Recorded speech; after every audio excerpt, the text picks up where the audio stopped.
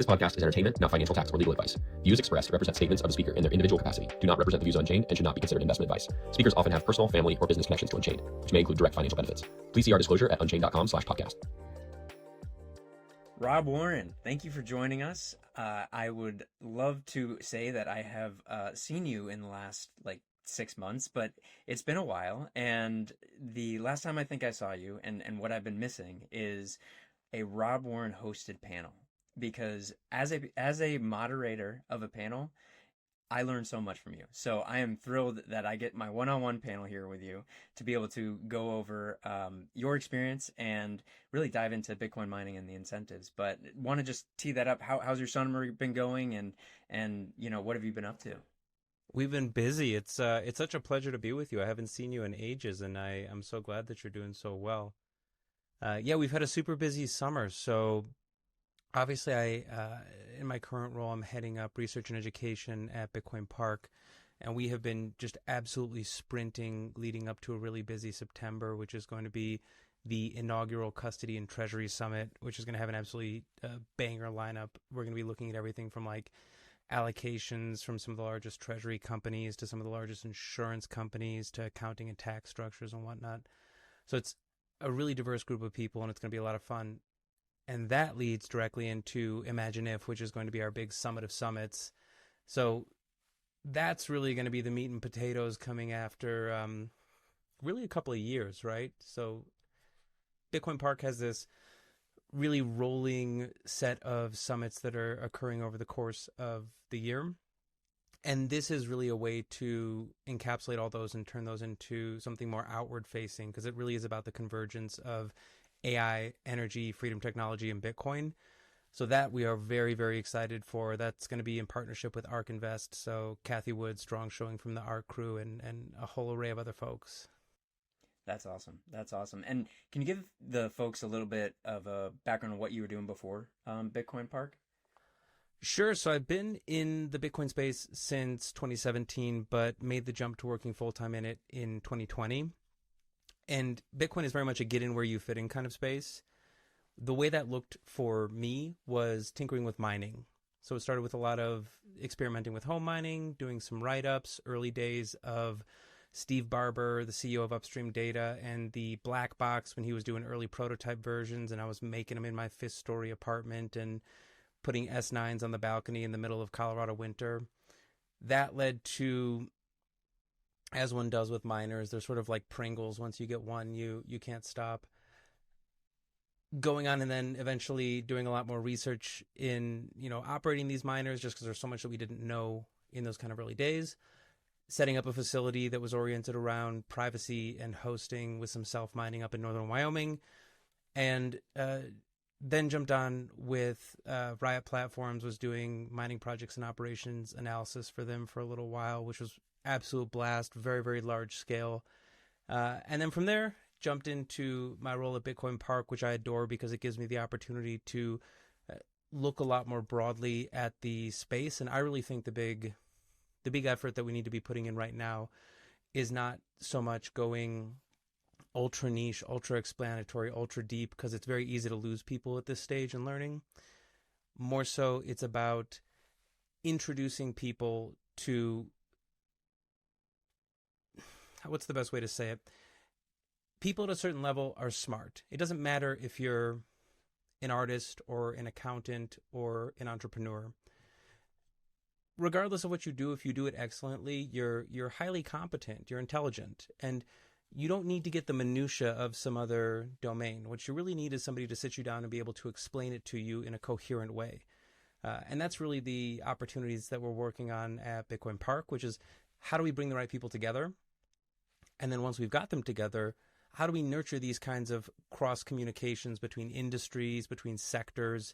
And in the case of Imagine If, really, really these broad domains of very innovative technologies. That's beautiful. That's beautiful. And I don't think you mentioned the book that you put together, the Bitcoin Miners Almanac, which it's probably the fastest book I've ever read in terms of from start to finish. That's a physical book. I'm much more of an audiobook kind of guy, and I'm still waiting for that audiobook to come out. If it's out there already, I really missed out. But basically reading that book, it's so clear how important the idea of the economic incentives of Bitcoin are, and especially as it relates to mining. And one of the key questions that I think a lot of people who are, looking at Bitcoin as this 15-year project, and is this project going to continue to march on how it's marched on in the past? And often it's talked about in investing. Past performance does not guarantee future results. But this talk about the incentives made me think of a recent quote by Preston Pysh, which said, if you want to predict the future, you should start with the incentives and try to deeply understand how those incentives are going to interact. And so what is the economic incentives in Bitcoin that make it so unique in human history? That's such a giant question, Timo. I love that. And I appreciate you for flagging that I missed the writing a book part as well. So yeah, I also authored a book called the Bitcoin Miners Almanac, and it's really written with this idea of once you start to understand Bitcoin, which takes long enough in and of itself, then you start to get into this mining thing, and that feels like its own alien landscape. It takes a lot of time to understand the players in a decentralized network, to understand the mechanisms that internally constrain Bitcoin and keep it coherent and anti-fragile. And once you get into the world of mining, all that seems to kind of fall apart, especially when you look at the real world and you go, how is it possible that people are doing these mega mines, and then these people are off grid in their mining, and then people are mining off of their solar arrays in their houses? What the heck is going on? This doesn't make any sense to me, right? Like if you said, how do you understand the business of a grocery store? I have that schema in my head. It's some kind of physical space that has some kind of shipping and receiving, and it has everything arranged in rows, and there's some kind of asset management system, and I have to have checkers, and I have to have people stocking, and I have to have a butcher in the back, and I can scale that up and down. I understand that business model, but there's nothing inherently obvious about how Bitcoin mining works from the surface, because everything looks so different. What the heck does this container sitting in an oil field have to do with 100,000 machines sitting on the Texas grid? So that was really the idea of the book. The idea of the book was, how do you approach Bitcoin mining from a first principles basis? Because if you can nail the first principles, then you can start to have some coherence in understanding what motivates the people who do Bitcoin mining. And it's interesting because it's not always purely aligned with Bitcoin as hard money, Bitcoin as this freedom-oriented, immutable asset. There's actually places where it diverges. It's not necessary that to be a Bitcoin miner, you have to love Bitcoin. So the question is, what are the core principles of Bitcoin mining? And really, if you reduce it to the smallest unit of Bitcoin mining is the machine. Okay, so let's start with the machine. All right, it has a certain number of parts. It has to do something so that you can break down what the constituent parts of the machine are. And then once you've got the parts of it, you have to run it. And to run any Bitcoin mining machine, you need three things. You need a source of electricity, which inherently means you need a source of energy. You need some kind of cooling, because stuff's going to get hot if we're using a lot of electricity. And you need some kind of connectivity. You need a way to communicate with a node. That's your way of communicating with the Bitcoin network. And so in line with that Preston Pysh quote that you're saying, that was really the effort that I undertook with the book. Was, if you understand Bitcoin mining as something that functions through a physical machine, and you understand the three legs of that stool, then you can start to make sense of these very disparate looking businesses. So there's a lot of directions to go. Where do you think the best place to start would be?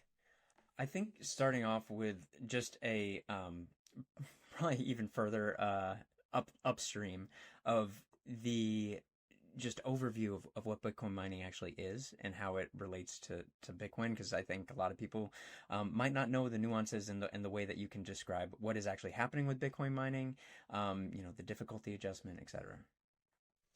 So I love the difficulty adjustment, Timo. The difficulty adjustment to me is like, it was Satoshi's, it was like that final little tap with the magic wand that put everything in motion, allowed it to work. Really, out of all the things that Satoshi did when they were assembling the components and writing this white paper and writing the preliminary code for Bitcoin, if not for the difficulty adjustment, you don't have Bitcoin. And the difficulty adjustment is really interesting. And this isn't in the book, but I went down a really deep rabbit hole, going down another tangent as it was, trying to dissuade people from this conversation around Bitcoin is a battery. And I was really fighting hard against this whole Bitcoin is a fortress of energy, Bitcoin is digital energy, Bitcoin is a battery type messaging for a whole bunch of reasons that I won't go into. But the direction that it sent me in was actually before Bitcoin. And what was happening before Bitcoin? Because this idea of creating a digital money was not Satoshi's creation. You know, it was Satoshi who perfected it, but it was not Satoshi who started trying to solve the problem. And there are two really notable individuals who were trying to solve this problem of digital money, which is how do you take something digital and make it scarce, who were Wei Dai and Nick Szabo. And neither of them solved the problem that Satoshi solved for. Now, what was the problem? Both of them talk about this problem in their own independent writings.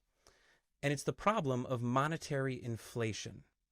And what they mean in the terms of monetary inflation is the question of how much money should there be? What's the mechanism for getting the money out into the market or destroying money if there's too much money in the market? If you have racing away inflation, right? If you have some kind of running hot inflation, as you might say. Now, they propose very different mechanisms for controlling this, right? Wei Dai proposes this kind of secondary market, this kind of bidding market where participants are trying to solve computer problems. And so there's this market where they're deciding how many sort of computing years are required to solve a problem. And you pick a problem you're going to solve. And then you say, here's my bid for how much you're going to reward me for in terms of this digital money, e-cash in the case of Wei Dai. And there's this marketplace, it's this secondary place where everyone's negotiating it. And that's the place where you can manage inflation. And the problem they're trying to solve is this problem of, if I make something digital that's hard to make, I don't know how easy it's going to be able to make 20 years from now. Because I know that computers are going to get better. I know they're going to get better. They're going to get more powerful. Nick Szabo runs into the same issue because his idea is BitGold, this idea that he's talking about. And he says, okay, well, you can make this kind of this verifiable BitGold, this kind of chain, and then what you have to do is, well, the computers are going to get better, so eventually the BitGold is going to just start coming out faster. So there's going to be more and more and more and more of it. Okay, so he says, well, I don't know if computers are going to be more fast in the future. I can't really control for that. But what I can do is I can say, what if there's a secondary market where you are arbitraging out that value difference? Because if computers are getting more powerful, it's easier to make the money. So the money that's made tomorrow is theoretically less valuable than the money that was made yesterday. So he says, what if you kind of tranche some of the money from last week with some of the money from next week, and you combine it, and then what you're doing is you're arbitraging out that difference in time, assuming that as the future draws closer to us, it becomes easier to make the money. And so both of them were really trying to solve for this fundamental problem, which was monetary inflation. And the material problem that they're trying to solve for was the problem that they knew that the computers and the compute power of tomorrow would be substantially more powerful than the compute of today. Now, where does Satoshi enter the picture? Satoshi enters the picture and does something that Wei Dai and Nick Szabo universally hate. And Wei Dai is on record saying, I don't like this. Nick Szabo is on record saying, this is not entirely obvious why this would be the case that you would go this direction. And he mentions the difficulty adjustment specifically and says, I'm not sure if it's a feature or a bug, but it works. Now, what did Satoshi do? Satoshi did the number one thing that you are not supposed to do if you have money, which is hard cap the supply. Because all these guys, these monetary theorists, the Nick Szabos, the Wei Dais, when they're trying to come up with this digital money, they're trying to come up with a way of managing inflation, a way to reduce, a way to increase, a way to have a market force that constantly keeps the appropriate amount of money in existence in check. And what does Satoshi do?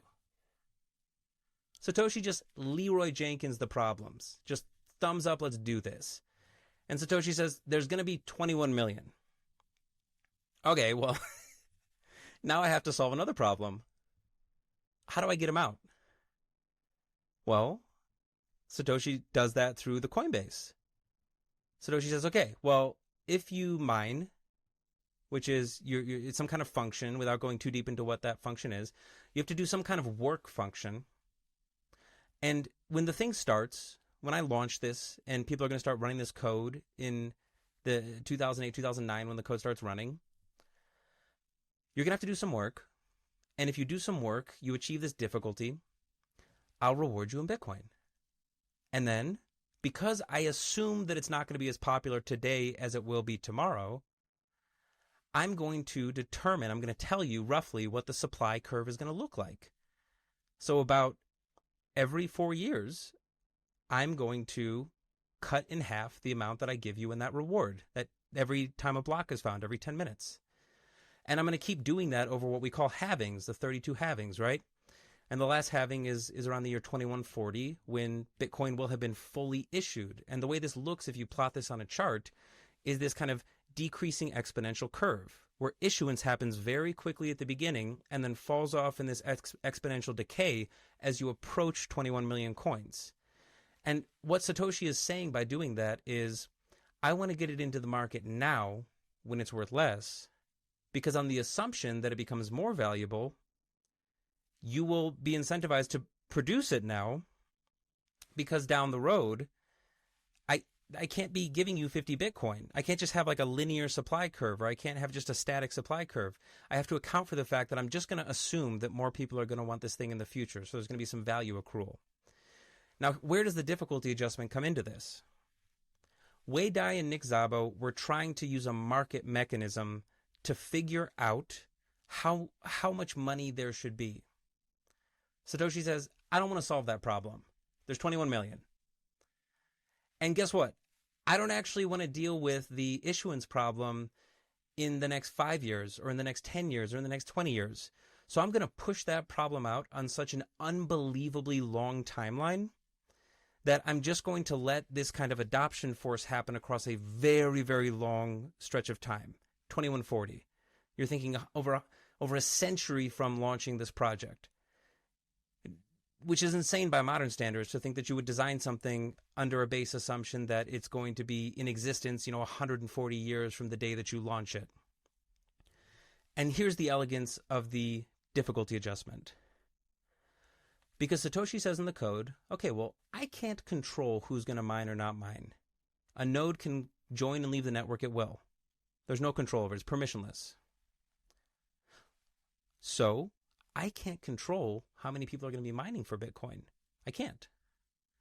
But if I have an incentive, which is you get a reward, you win the Coinbase reward if you find a block, and I just let you do the work, I let the natural incentive in that free market play out, I can build a mechanism into the code itself that keeps the pulse of this thing regulated with the way I want my assumptions to play out. So what do I say? I say every 2 weeks, approximately, just over 2,000 blocks, the code is going to look at how quickly blocks came over that last difficulty epoch, and it's going to adjust how hard it is to make the money based on whether the blocks came in quicker or slower than what I wanted. And I wanted them to come in every 10 minutes. Why? Because if they come in every 10 minutes, then the issuance schedule halves approximately every 4 years. And in the year 2140, the final halving happens, and we have issued all 21 million Bitcoin. So the beauty of the difficulty adjustment is that it's a mechanism that doesn't try to control the world. It doesn't try to create a secondary market. It simply says, if I fix a couple of components of my project, if I fix the supply and I fix the way I want my schedule to come out, I want my inflation to roll out, I can actually just tell people that. And Nick Szabo and Wei Dai, they are going to hate it. I don't know if Satoshi probably didn't say this, But from a monetary theorist perspective, it's a huge no-no, in the world of money, because the only thing driving the value of your money is demand, which means you get exactly what we get in Bitcoin, which is this huge hype cycles and a demand-driven price appreciation. But Satoshi says, listen, I can deal with that in the short run. No, that's a huge pain. But can I deal with that over 140 years? Yeah. If I stretch the problem to 140 years, that's a lot of time to deal with that problem. So the elegance of the difficulty adjustment is that it doesn't have to solve for the problem of who's mining Bitcoin. It doesn't have to solve whether you have a GPU or a CPU or an ASIC, or how efficient you are, or if you're mining on solar, or if you're mining. That's your problem. You're part of the world. You deal with it. You figure out how to make that happen. The only thing that the code cares about is, when do the blocks come in relative to when I want them to come in? Too fast, too slow? I adjust the difficulty of the problem. Love it. That was, I mean, I learned so much in that, that little, history tour that we just had. The thing that you made me think of is how, he doesn't need to, be able to determine how people are going to mine or whatever. He lets them be able to do what they do. And the way he gets everyone working in the same direction is with the incentives that he created. And what was astonishing in the book, and I shouldn't actually say it's astonishing because it makes sense once you understand Bitcoin's incentives, is how you have miners that you've interviewed who will say that they're actually blockchain agnostic. And while that might be like, shake the Bitcoiner, starting to sweat because they're, you have somebody who's in Bitcoin who's not, pulling in the same direction as you, they actually are, because it's important that this facet of Bitcoin mining is, and you correct me if I'm wrong, is profit driven, or at least not everybody, but there are a vast amount of Bitcoin hash power that is people trying to get profit. And by tapping into that, how does that impact the incentives? Like that it's not necessarily an ideological reason that people are, pursuing Bitcoin. This is one thing that I have been trying to beat the core devs over the head with. And there's this blindness, this domain specificity, right? If you're an expert in electricity, everything looks like a problem that can be solved by an electrician, right? If you're a carpenter, you're the proverbial hammer looking for a nail. If you're a doctor, everything looks like a medical problem. And there's all this stir in the developer world about what is referred to as the security budget. The security budget. And I'm sure you've heard the term, right? And there's a lot of this worry around this idea of the security budget of, well, we have a halving every 4 years. And every 4 years, you have the reward of Bitcoin that comes in the Coinbase. And everybody knows that Bitcoin miners make money off of the Coinbase reward and the fees, so the block usage. And so from a developer standpoint, that tends to be the only two things that folks look at when they're kind of projecting out and saying, oh my goodness, are the miners going to survive? And what does it miss? It misses the way people actually mine. It misses reality. Because if you go back to what I said initially, which is that you need three things to run a Bitcoin miner, right? You need a source of energy, so you need electricity. You need some way to cool your unit. And you need some internet connectivity. Well, from the perspective of a Bitcoin miner, I want to find a source of energy, a source of electricity that is as cheap as possible. And we can kind of go in the direction of what that means, right? But it's an input, right? If my reward is this Coinbase, if I'm going to make this money from finding a block, okay, well, that's my revenue. Let me drop my expenses. Let me drop my energy, my electricity expenses. That's a lever that can actually go both ways. So it's not just the case that electricity is something that is an asset, but it can also be a liability. There's a lot of examples there, right? You could talk about the examples of waste energy. You could talk about the examples of excess energy. You could, as simply as possible, look at ERCOT's current pricing in the market and see that there are points in time throughout the course of the day when the price of electricity goes negative. And what does that mean? It means that the generator instead of electricity being the asset, it's actually a liability to them. They're willing to pay somebody to take it away. That being said, you could run toasters. You don't have to be running Bitcoin mines. It just so happens that a Bitcoin miner is going to get paid to consume the thing that they then get paid in hash price, because that's what we refer to when we're talking about the revenues that a Bitcoin miner is talking about. But it's not so simple to say that you only make money through the Coinbase reward and the fees. That's only one of the three parts of the stool. That's the Ethernet connection. So on the electrical side, you've obviously got waste energy. You're trying to get your expenses as low as humanly possible. There's a lot of ways to do that. You can get intermittent with the way you use your electricity. You can go to stranded sources of energy. And then there's this third leg of the stool, which is you have to keep a machine cool. Okay, but if we invert the problem, the machine has to stay cool. But if you look at the way people use energy just in their lives, a huge chunk of that goes to comfort heating. So HVAC systems, boiler systems, the 50 to 100 gallons of water that you have sitting somewhere in your house right now.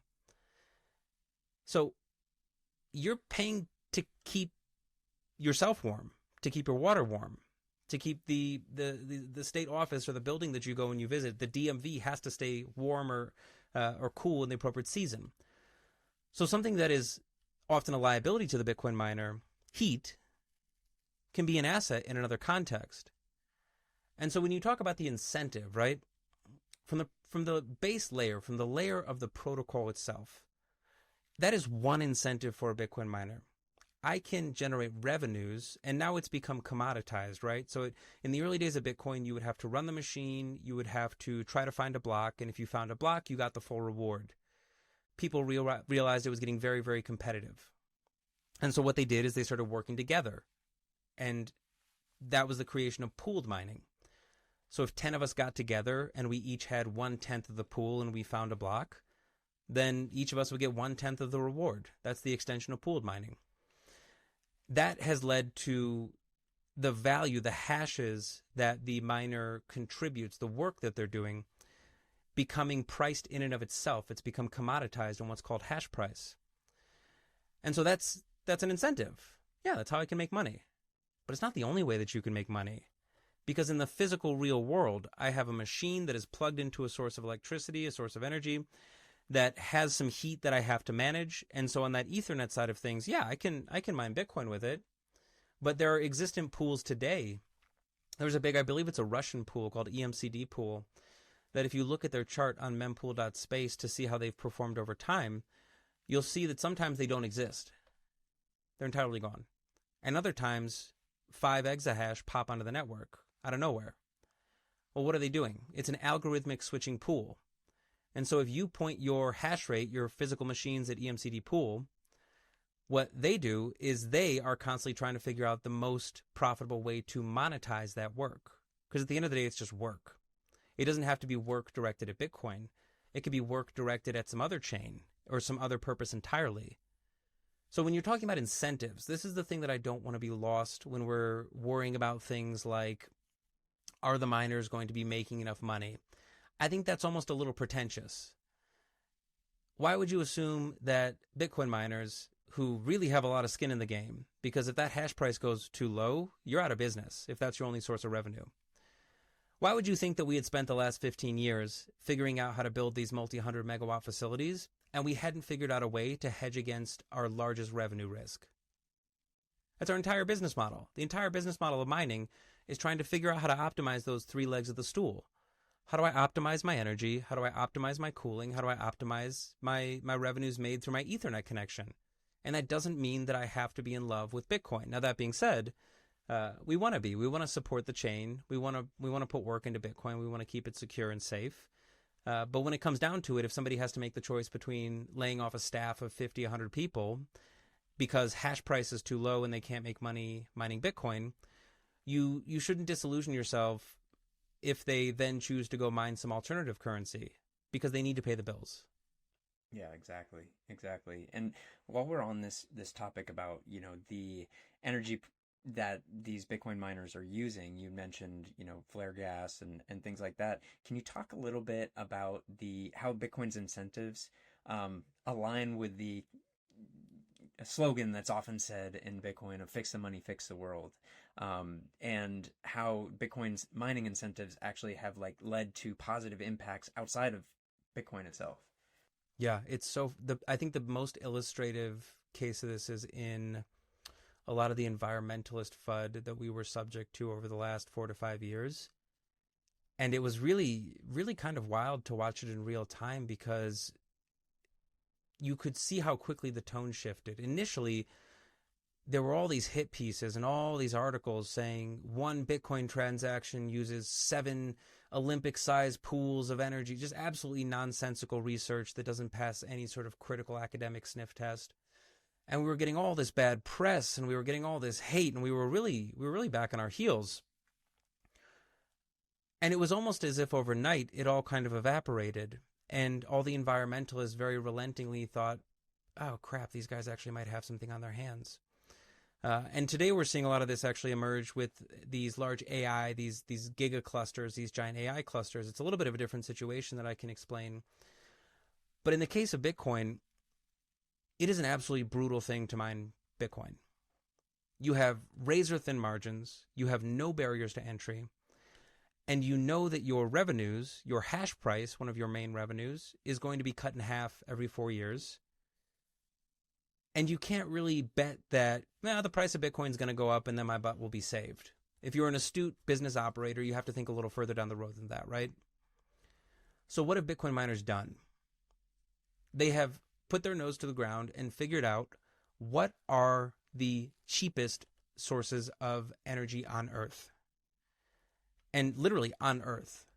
And so you find Bitcoin miners scattered all across the world in locations where electricity, energy, is as cheap as humanly possible.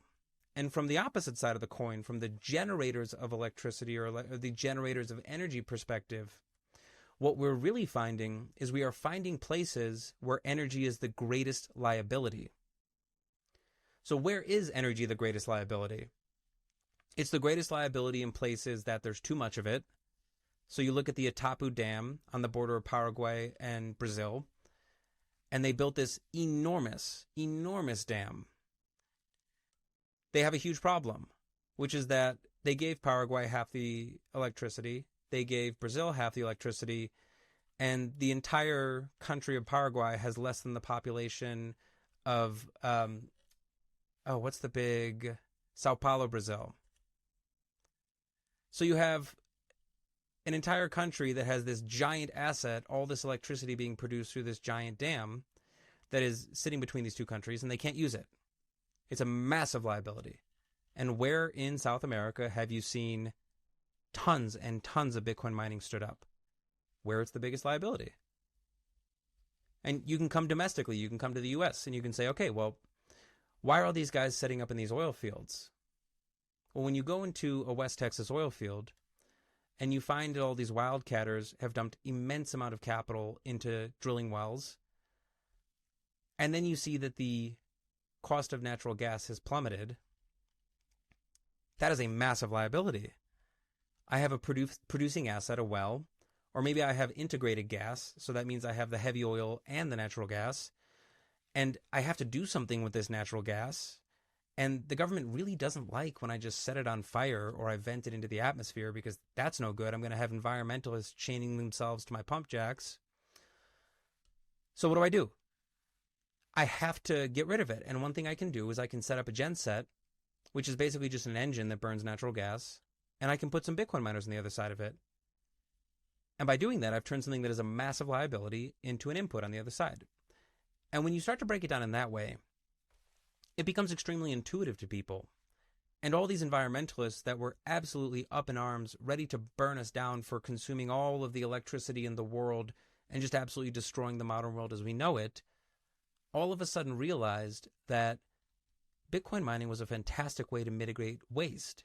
It does not care where you are in the world, because I can put a Starlink up anywhere and I can mine my Bitcoin. I can't do that with a hot dog stand. If I go to the middle of the Amazon and try to run a hot dog stand, there's nobody around me for 50 miles, It's not a good business. But in Bitcoin mining, I can do that. I can set up anywhere, and all I need is the internet connection. So that extension gets really, really interesting when you start to see really the next piece of this that starts to get really interesting. And this is what I kind of refer to as the odd bedfellows of Bitcoin mining, because you have environmentalists that are just as excited about this thing as these guys that are oil and gas wildcatters. When you start to look at energy innovation, one of the biggest problems with energy innovation is getting the first customer. So if I'm going to do something super innovative, one example that was very popular over the last couple of years was this idea of you're going to use a temperature differential in the ocean, and you're going to have a heat-sensitive liquid that's going to flow through a pump and turn a turbine, because you're going to have this, multi centigrade degree difference from 500 feet down in the ocean up to surface, and that's effectively a way to produce electricity. Well, that's brilliant. But how much electricity do I need sitting in the middle of the ocean? So it's kind of hard to prototype that. Now, what if I could put some Bitcoin miners in a container and protect them from the ambient environment in the salt water and throw a Starlink on them? Well, that kind of solves my problem. It kind of monetizes my project day one. So it's very interesting, as it's this ongoing case of strange bedfellows, but it continues to work. Yeah, and it's not like these while some people might be frustrated that, or, whether rightly or wrongly, the Bitcoin miners are taking energy that might be used for residential purposes, etc., the incentive is aligned to find the energy that people don't want, because that's going to be the cheapest energy, like you're mentioning. And well, the catch is we can't actually take residential power. And the reason for that is really, really simple. The simplest reason for that is that we're not willing to pay as much as a ratepayer. And the best example of this of all is Gridless Compute, which is a company, CEO of the company is Eric Hersman, fantastic guy, Philip Walton on his team, brilliant team. They have gone out all over rural Africa and found these stranded hydro assets, these hydro producing assets. And this might be a 5 megawatt hydro facility, and it's sitting next to a small dam. Sense of like how big 5 megawatts is, just so they can conceptualize it.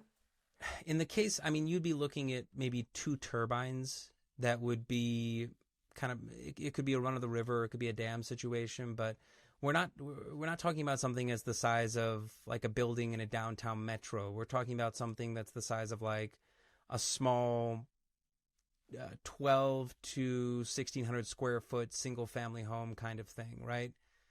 So not a giant apparatus. You don't need a ton of space to be able to produce hydropower, and hydropower is wonderful because it's clean. You do it run of the river. It's non-destructive, and you get very minor seasonal variations in production, just kind of seasonality of rivers.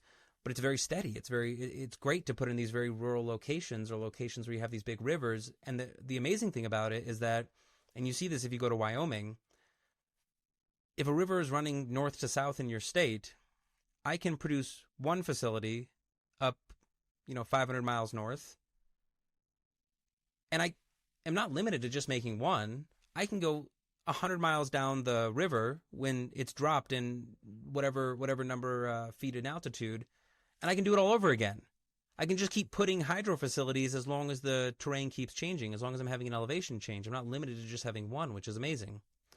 The limitation typically becomes the transmission of that electricity and the use of it, right? So in the case of Gridless Compute and what they're doing there, they have these facilities that have been built, and they've often been built by non-governmental organizations. They've been built by these big nonprofits, these state or federal partnerships. And it was always this chicken and the egg situation, which is we're going to build this giant facility in this very rural and poor community. And when we do that, everyone will have power and the community will flourish. Well, inevitably what happens is that they build the facility and they go, hey, you guys can have electricity. Look at this. You just have to pay to install a meter, and then you can do all this stuff with electricity. It's wonderful. And the townspeople promptly look at them and go, where are we going to get the money to do that? So it's a massive chicken or the egg situation. Now, what do Eric Hersman and his team do at Gridless? They can go into these facilities that might be operating at 15 or 20% of their rated capacity, which means they're producing 1 megawatt instead of 5, right? And they say on day one, hey, can I buy all of your power? Or could I buy 60% of your power? Or could I buy 80% of your power? And when they strike that deal, inevitably what happens is this. Because they're mining Bitcoin, they're not willing to pay residential rates. A residential rate in some of these facilities, these rural facilities, could be as expensive in like 40 or 50 US cents per kilowatt hour, which would be immensely expensive compared to the US, right? But you have this problem, which is that there's no infrastructure, and there's no infrastructure because nobody can pay for the electricity, and nobody has enough money to pay for the electricity, so they can't get the benefits of the electricity. So you have this dead asset. He comes and he says, we'll set up X number of megawatts. We will buy all the power that you can give us. We will sign a contract that says during certain points in time during the day, or really early morning, late at night, we can turn machines off and the community can use it. And what happens is you start to collapse that delta in terms of what people have to pay, where the Bitcoin miner, Eric, comes in, and Eric is not going to pay 40 cents a kilowatt hour. No, he's going to have to pay, sub 7.5 cents, sub 7 cents to make his business profitable. When he comes in and he signs that deal, he's non-competitive with the people in the community because he's never going to pay 40-something cents. But what happens to the people in the community is that as soon as this business, this generating business, is monetized, they have some cash coming in the door, it becomes a lot cheaper for them to start installing infrastructure. So the rate starts to drop precipitously. You start to drop sub 20 cents per kilowatt hour, which in this case is actually becomes something where people can afford it. They can actually get a meter installed and actually be on the grid. Yeah, I mean, it really just brings up the dichotomy of, like, how do you make the positive change of, like, electrifying Africa, or, of a remote village that, and Eric has mentioned that, like, part of the mission is to electrify Africa with over 1 billion people without access. And the ability for them to not need to have some sort of what's the word? Like, out of the goodness of their heart, Yeah, you don't to make it happen. There's no third party. There's no NGO. You don't have to make a sad video at the end of it and dehumanize a whole community of people and say, oh, look how downtrodden they are. You don't have to do the nonprofit shtick. You can let the free market operate, and that will lead to the flourishing of these towns, of these people. Right, exactly. And I feel like to like switch gears a little bit, unless there was something more you wanted to touch on in terms of like the ability for Bitcoin mining incentives to affect things outside of Bitcoin itself. There's maybe go a lot of different directions, so I want to make sure we hit that topic because I think it's fascinating. I do think I have one final thought to add, which is that we have this emerging trend of AI. And there is now the construction of all of these superclusters, these gigaclusters or mega, whatever they call them, right? Essentially all these GPUs that are being used to train and run these LLMs. And what I think people have realized very quickly is that when you go to ChatGPT and you query it for something, that query has to activate a GPU somewhere. It has to. Which means that AI use is actually contingent on user use, which means that electricity use is directly related to the user. So what a lot of folks have figured out in the AI world is that they've built these giant facilities, many gigawatt facilities, thousands and thousands of megawatts, and they now have this situation where they can't fully monetize that asset because people aren't always asking ChatGPT to solve their problems for them. They tend to go to sleep at a certain point in time, and only so many people are going to be doing it at once. So there's this very interesting interplay that is emerging where folks are now actually considering blending AI facilities, GPU facilities, with Bitcoin mines, which are very different kinds of customers. Where a Bitcoin miner needs really cheap electricity and wants to run all the time. As long as they're profitable, they want to be running. A GPU facility, a big cluster, is only running when it's being told to run. And it is monetized through subscriptions. It's monetized through very different customers, right? they're willing to pay a lot more for the electricity. So I think in the future, looking forward, we're probably going to see some very interesting stuff in the build out of these AI facilities, because they have, in some sense, the inverse problem that a Bitcoin miner has, where Bitcoin miner is extremely price sensitive and wants to run all the time. An AI facility is not very price sensitive, but they also don't want to waste their infrastructure, their extra, 100 some odd megawatts of just idle capacity. So they're always figuring out ways to monetize it. And while we're talking about AI and Bitcoin mining and that juxtaposition of, what their incentives are, what is like actually turning them on, I'm curious what the difference, and you might not know this, but the difference between a Bitcoin miner, if the incentive is no longer aligned, can shut off very quickly. But is that the same case with AI? Because you don't know when it's going to be queried necessarily. So they might not have that flexibility to be that like flexible load for, a grid or... The closest analog that I would think, and I assume there's some PhD gigabrain that's working on this exact problem right now, but if you look at the grid itself, you have to always have the supply matching the demand. And the reason for that is that a grid is a physical structure that has to always be operating at a certain frequency. And the way that it maintains a frequency is by calling producers to match the demand. So what they have done in grids, what grid operators do, is that they're constantly trying to solve this problem of projecting and predicting how much they are going to need in the leading days, weeks, and months, and then negotiating and matching that with the producers, with the generators. And there's this whole stack of generators with different properties. And so it's a very, very complicated problem to solve for. What this means, I think, is that in the AI world, to appropriately monetize your asset, you don't have the risk of ruin that a grid has, right? If you have an issue where you're producing too much energy, too much electricity, and nobody's using it, well, then you start blowing stuff up. You start tripping breakers. If you have the situation where more people are trying to demand the electricity and you can't get enough producers on the grid, then you start to get brownouts, right? Or you might get selective shutoffs, what they were doing in California over the last couple of summers that everybody absolutely hated, which is in the middle of summer, they would say like, oh, we're going to have to just brown out this part of this town because we don't have enough that's able to get online, right? I would bet that somebody in the AI world is going to be treating this problem of querying in the same kind of way. And they might look at their customer base and say, hey, we're working for these large intelligence firms. We're looking for these large universities. And so what we're going to do is that during certain times of high organic demand, we're going to just allocate for that and have the space there.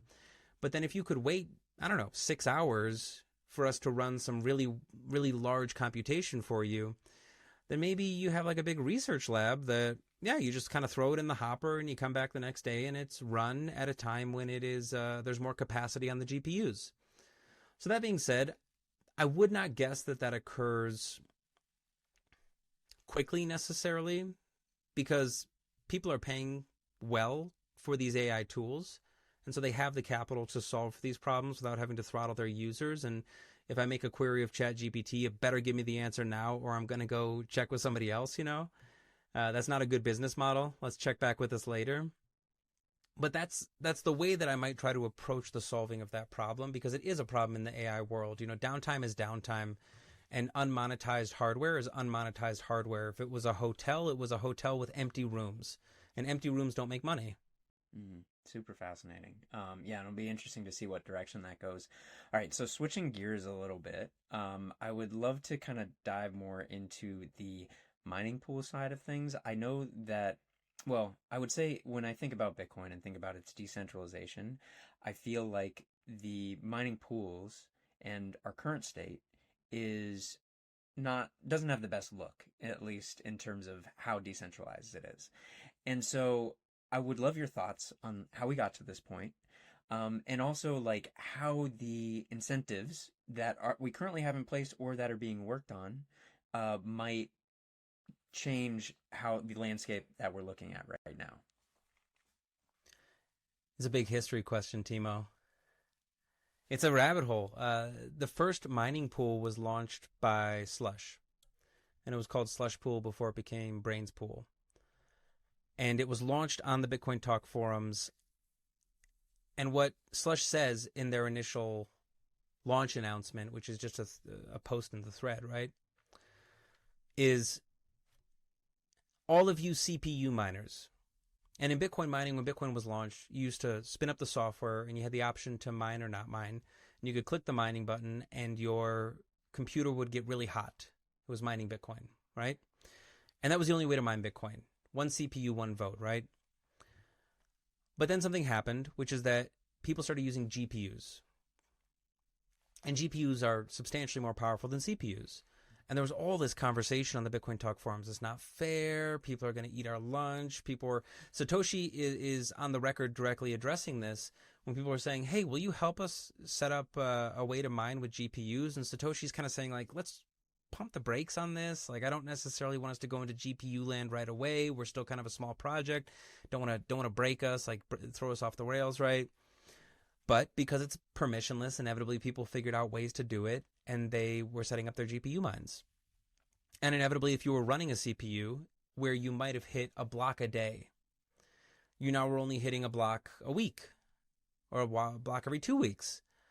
And you go, well, this is a bummer. I was allocating all this CPU power, and now I'm getting almost nothing out of it. And so Slush launches in the Bitcoin Talk forums and says, for all you CPU miners who have been mining and not hitting any blocks, we have a solution. Here's what we're going to do. We're all going to work together. And the way that we're going to work together is going to be this mechanism. Me, Slush, pool. I am going to be the pool. You used to decide what goes in a block. You'd create your own block, and the incentives would just assume that you would make the most financially viable block. You'd want to mine the block with the greatest number of fees because you are only getting paid the Coinbase, which was 50 Bitcoin at the time, plus the fees. So you want to maximize it. You're profit maximizing. Well, listen, here's what's going to happen now. I'm going to make the block.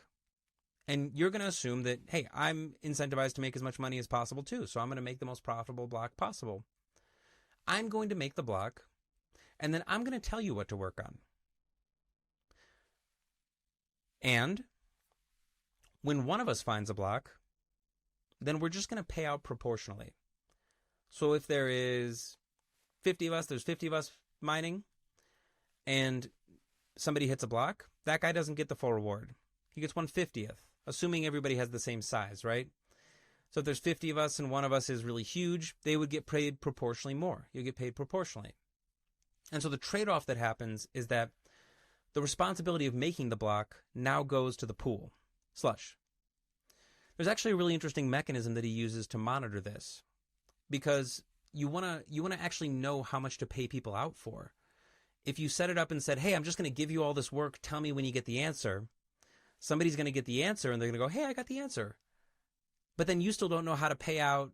You don't know who's providing, if it was a pie chart, you don't know who's providing 50% or 30% or 20%. If you were mining for months and months, you would know, because the law of large numbers would play into effect and you would kind of know how big people were. But there would be so much variance. If somebody left, you wouldn't know. If somebody got bigger, you wouldn't know. So how do I solve this problem where I give you the work, but I don't know how much to pay people out proportionally because I don't know how much people are contributing to the overall pie. I don't know the size of my pool. The way I'm going to solve for this, and this is what Slush did so creatively, when you are trying to find a block in Bitcoin, you're trying to achieve what's called the difficulty, which means that you're putting a random number into the hashing algorithm, and you're hashing it, and you're spitting something out the other side. And when you put something in, the nature of the SHA-256 hashing algorithm is that you can't know what's going to come out the other side. So you try things. You keep trying things. New data that you're constantly putting into the hashing algorithm. Are these like, you used an example of a sentence in your book when you were describing this. Does this need to be a certain number of characters long of what you're putting as your guess into the In Bitcoin as launched, it is called the nonce, and it's a dedicated set of bytes. What has happened in practice is that machines have gotten so fast that their capabilities have far exceeded that number of bytes. They can rip through that nonce section in like less than half a second nowadays. And so they have to find other parts of the block template that you can modify or tweak so that you can continue to input novel inputs. So Bitcoin as conceived, there's a dedicated space. Bitcoin in practice today, there's a whole bunch of strategies that folks use to, as quickly as possible, hash as many novel inputs as possible in the hopes that they achieve an output, which is random, that has a certain characteristic, which is this difficulty characteristic, which we see visually as this number of leading zeros. Now, it's really hard to hit that number of leading zeros. Statistically, it's highly, highly, highly improbable, like on the order of winning the Powerball 8 times in a row. Like, inconceivably statistically low. What Slush says is, okay, well, I can't wait. That's a long time to wait for you to hit a block. But if you're doing this hashing, if the protocol only rewards you for outputting something that has, say, 10 leading zeros, which would be statistically quite difficult, right? How about you tell me every time you get an output that has 5 leading zeros? Because statistically, the output is random. But 5 leading zeros is going to happen statistically far more than 10 leading zeros.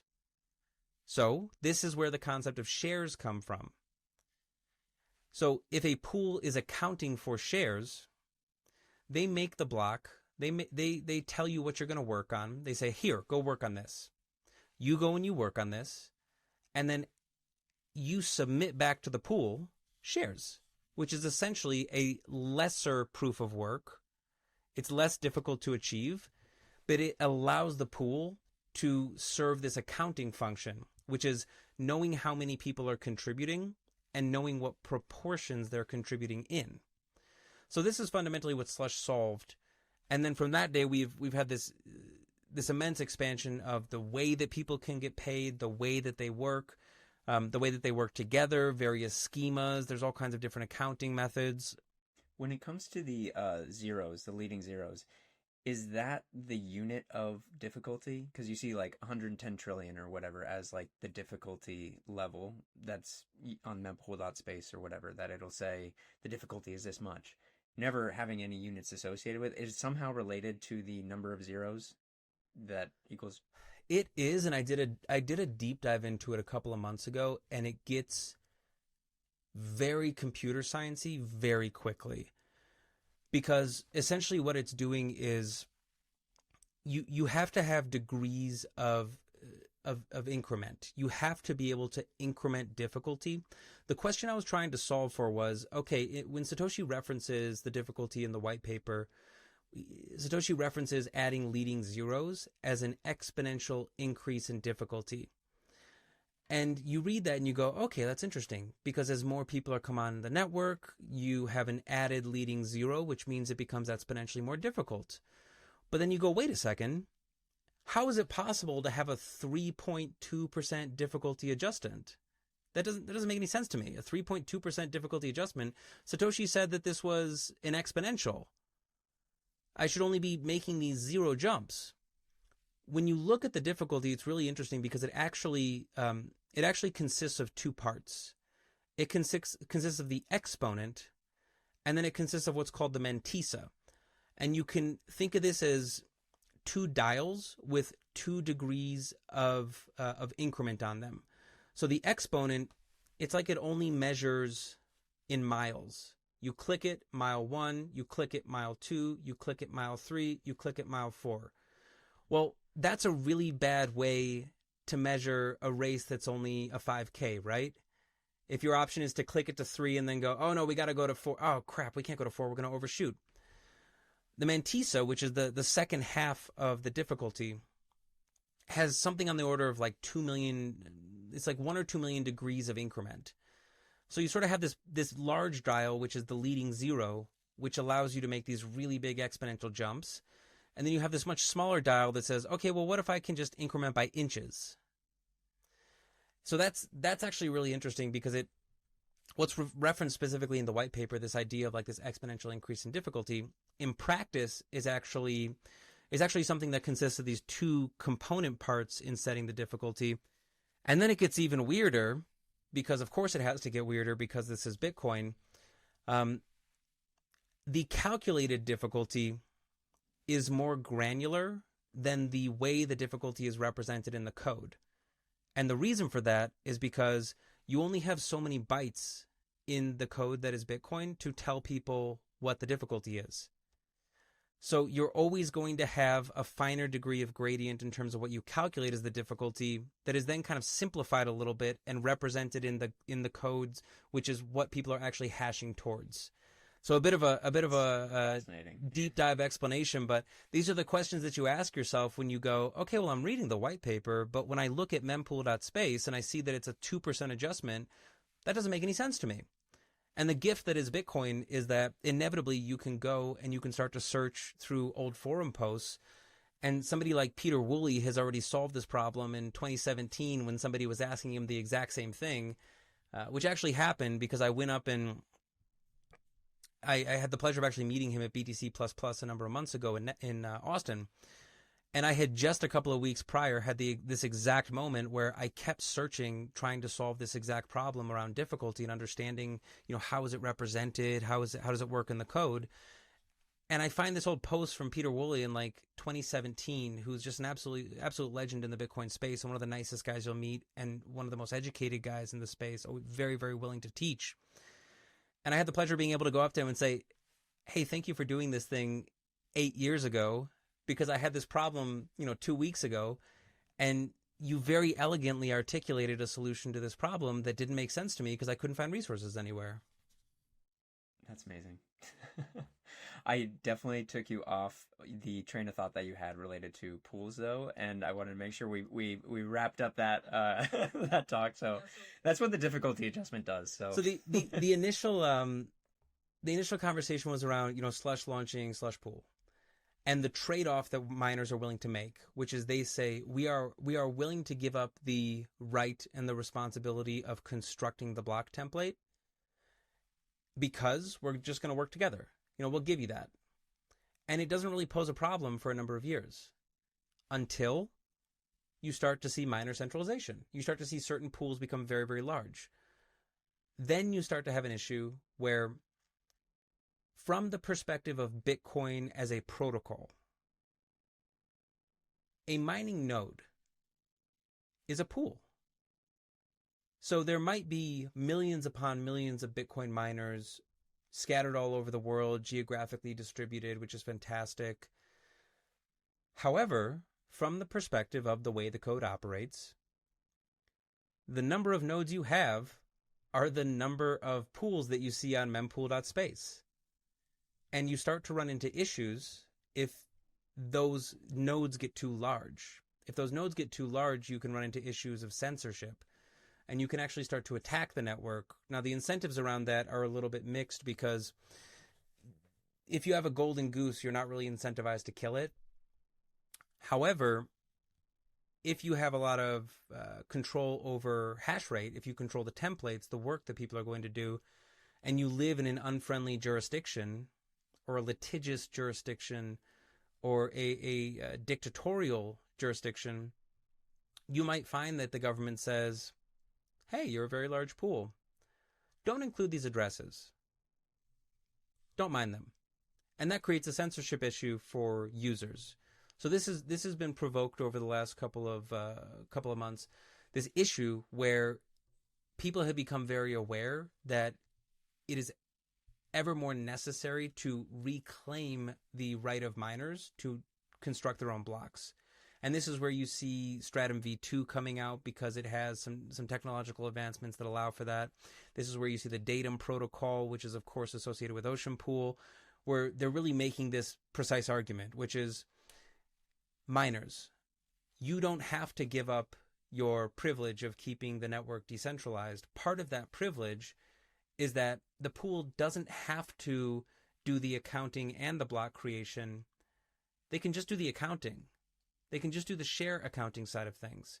And so this is where the modern conversation has gone around decentralizing the protocol to try to avoid this risk of censoring individuals, potentially their ability to participate in the network or less likely attacking the network. And is there incentive for mining pools? And I'm not saying that I've heard of this, but is there somehow incentives to go to more of a ocean type model where they are only counting the shares as opposed to creating the blocks? You know, from a pool perspective, they're in a really interesting position. Pools have built products that have been for their customers. Their customers are their miners. Or if you ask Bob Burnett, they're hashing, they're not mining, right? Because they're not making their own templates. And this has led to certain payout schemes. The most modern one, FPPS, full paper share, which the way you can think about it is it's essentially a full commoditization of the work that the miner is doing. So if I set up a 10 megawatt Bitcoin mine and that 10 megawatt Bitcoin mine can produce, you know, an exahash or something like this, if I point that at a pool, I can get paid continuously for that exahash, for that work, without ever hitting a block. In essence, that's FPPS, right? Full paper share. This has been described by a number of folks in the industry as basically crack for miners.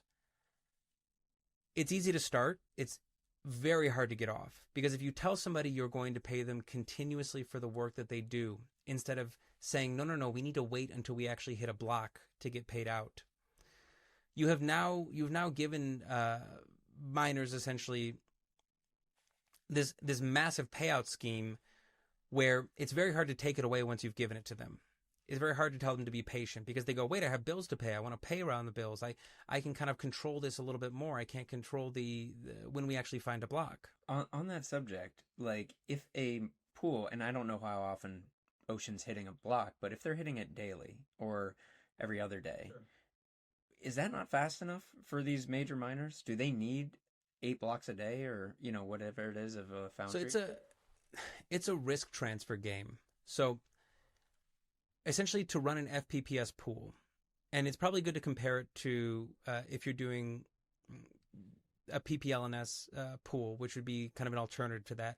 In a PPLNS pool, you basically say, hey, we're all going to mine, and when we hit a block, we're going to do an accounting scheme to have a sense of how much you've been contributing over X period of window for X period of time, and we'll pay you out proportionally. But if we don't hit a block, you don't hit a block. So there is a shared risk model where we are both exposed to the luck, because there's always luck in Bitcoin mining. We're both exposed to it. When you go to FPPS, full paper share, the pool is now removing the risk of luck from the miner, from the person who's sending their hash rate to the pool. What they have to do to account for that is now build up a substantial reservoir of Bitcoin.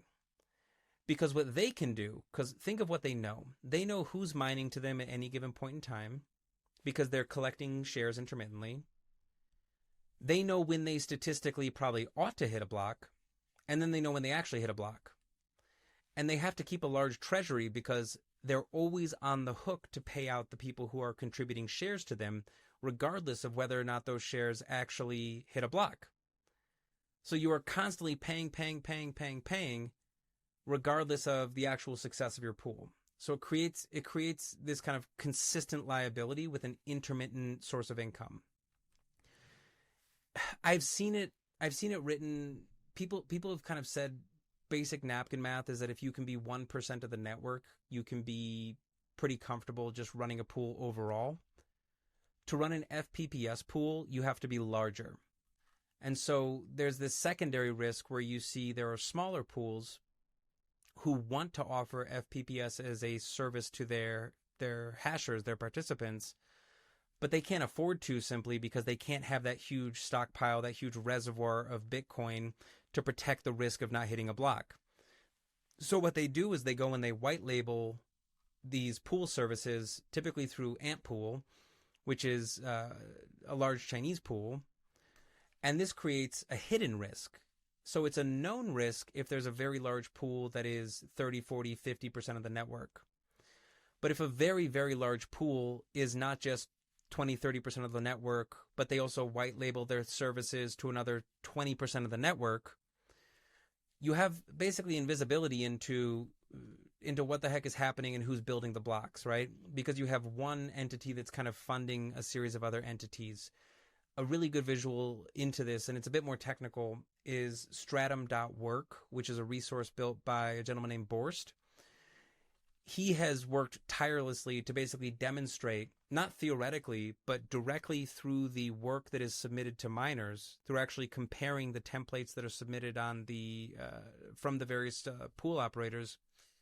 He's built these really beautiful trackers that illustrate in no uncertain terms that Antpool is white labeling a huge swath of other mining pools that want to offer FPPS but can't afford it. And this creates a very large hidden centralization risk. And so you're painting a picture that, could be very concerning to a lot of Bitcoiners and is very concerning. How do you feel about Bitcoin's anti-fragility and just overall incentives, of people who can do something about it to actually be able to do something about it and be able to kind of continue Bitcoin's march forward on the path that it's been? I'm fundamentally an optimist, and my take is, as my grandmother used to say, don't monkey with it. If it works, don't screw it up. And when I hear these calls to change the way that miners are incentivized, to change issuance and things like this, I only see massive risk vectors for us to blow up the mining sector. The best way to start to explore this is to look into the actual thread where Satoshi launched the white paper. And you'll see that there were 3 or 4 responses before Hal Finney finally chimes in and says, oh, this is cool. This is promising. Tell me more. There's 3 or 4 people before him who all say some version of, this doesn't work. It'll never work for this reason. It'll never work for this reason. And you can pick through that thread and you can see Satoshi getting absolutely grilled. And one of the topics that Satoshi is attacked under is this idea of what are called zombie farms. The idea that you could, spam was an issue of the day, right? Something like email spam. You could spin up a zombie farm and you could spam somebody's email service. Or you could spam their website. You could have a denial of service attack, right? People chimed in, they immediately said, Satoshi, this will never work. All somebody has to do is spin up a zombie farm and then just destroy your little Bitcoin project. It'll never work. And Satoshi says something really interesting, which I had to look up, and I don't know actually what they're referring to because they refer to something called the long tail theory. And when I look at the long tail theory, most recently it's come to prominence in this idea of marketing, but that's definitely not what Satoshi was referring to. Satoshi was referring to this idea of, if you think of like an exponential decay curve, just kind of a nice gentle swoop down. And what would that chart be? That chart would be a representation of size against number. And it would be the size of a miner against the number of miners. And what Satoshi is invoking in talking about this long tail theory is this idea that, yes, there will be giant miners. Of course, we're calling them zombie farms in that day. There will be giant zombie farms. However, if you invoke the long tail theory, you're invoking the idea that the largest bad actor or potential bad actor, so imagine, in our case, in the modern era, a publicly traded Bitcoin mining company with 50 exahash that self-mines all of a sudden goes rogue. The largest single potential bad actor will be large as a single entity, but will always be outnumbered by medium and smaller sized actors who are behaving appropriately. And so when Satoshi invokes that, what they're essentially invoking is this idea that the problem to solve for is to get more participants in the network and to let the market figure out what sizes are going to work for certain folks, how folks are going to orient themselves, where are you going to be a small miner or a medium-sized miner, because you really kind of get in where you fit in. There's all sorts of ways to profitably run a Bitcoin mine. And the same applies to pools, where, yeah, you could be a huge pool. However, even if you have this concentrated risk, and you do have concentrated risk because two pools are over 50% of the network hash rate now. In the case of a mining pool, the second that one of those pools does something that's overtly incorrect, that's obviously wrong, it's about 20 seconds until somebody can go and switch to another pool. So that's one thing. In the case of the miner themselves, they can never individually be so large, if we're invoking this long tail idea. They can never be individually so large as a bad actor in and of themselves that they won't be outnumbered by people who are behaving properly. So what this is really speaking to is that you need to maintain the incentives. You don't need to improve the incentives. When it comes to pools, one pool is essentially one miner, one node on the Bitcoin mining network. They're in a very fragile situation. How long do you think people will stay with Foundry Pool if Foundry doesn't pay out their miners at the end of a day? I mean, they'll be gone before the weekend. They'll be gone before the next day. Stuff can move slow in publicly traded company land. But if Foundry misses a single payout, how many of their customers do you think they're going to lose? How many of them will say, hey, I don't want to deal with this liability. We're going to self-mine. We're going to do what Mara's doing and set up our own pool. So it's a position that is risky from the perspective of you could behave badly. Censorship is really the big risk. However, the second that they do something wrong, the consequences are extremely severe. Yep. And it actually reminds me of bank runs and how easy it is from the consumer's perspective, the client of the bank, to pull their money out. And risk-wise, there's no risk to leaving, and to be able to just join another pool. And that fragility reminds me a lot of the current financial system. It's a hash run. Right, it's a hash run. So the second somebody screws up, you get a hash run. Yeah, exactly. Keep them honest. So I want to make sure that I'm respectful of time. But is there anything that I didn't ask you about that you want to make sure that we touch on? Oh my goodness. I mean, we've hit on a ton. I appreciate you. I've learned some so great much questions, and I hope, I hope the audience finds it informative. Is there anything in particular that you think your listeners would be really keen on learning a little more about? Well, I think just to kind of like end it on a high note of like, do you kind of, one thing I see with Bitcoin and its incentives is it kind of creates a flywheel. And we talked, just to bring it back to the beginning, of the past performances and does that indicate future results?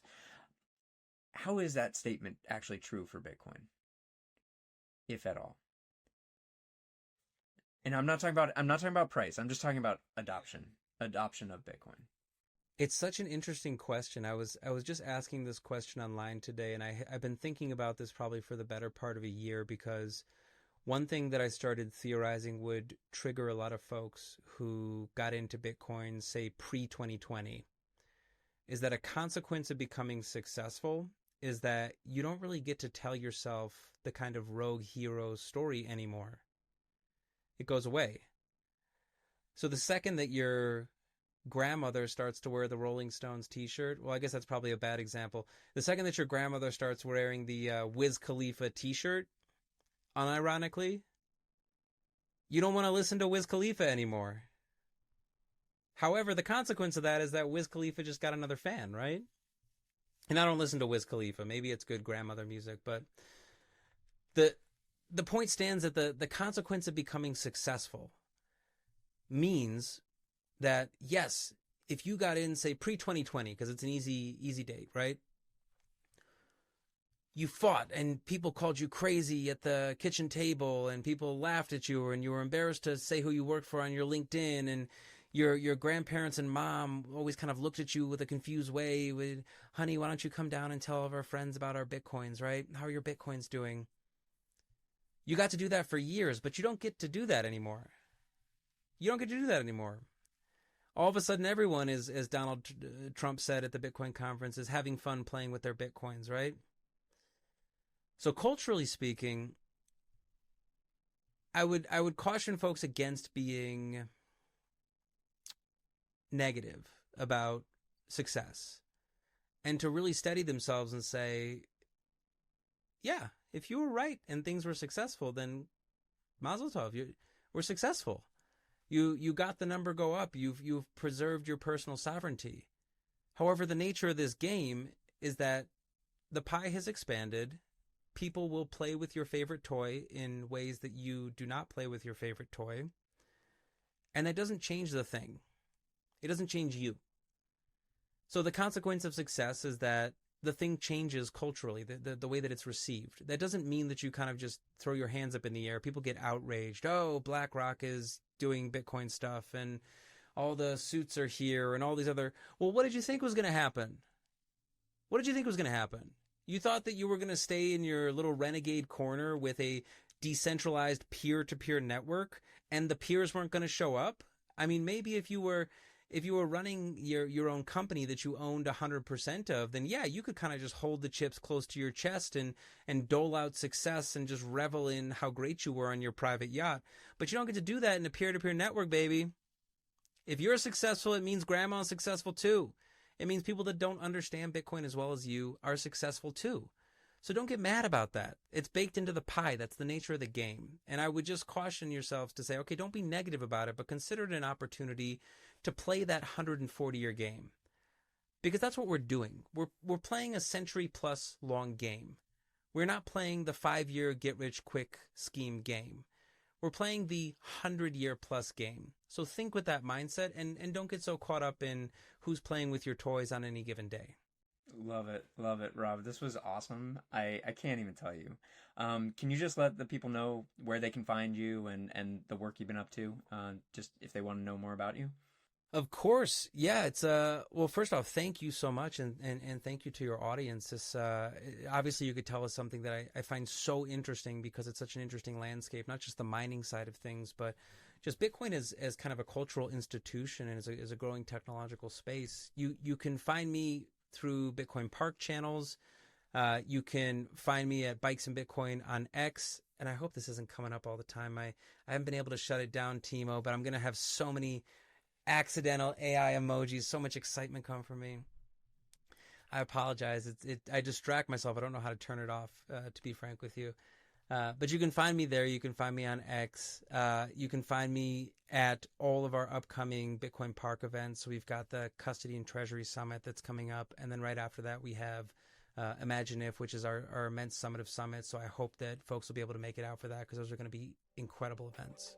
Awesome. Looking forward to it. Thanks so much, Rob. It's been a pleasure, Timo.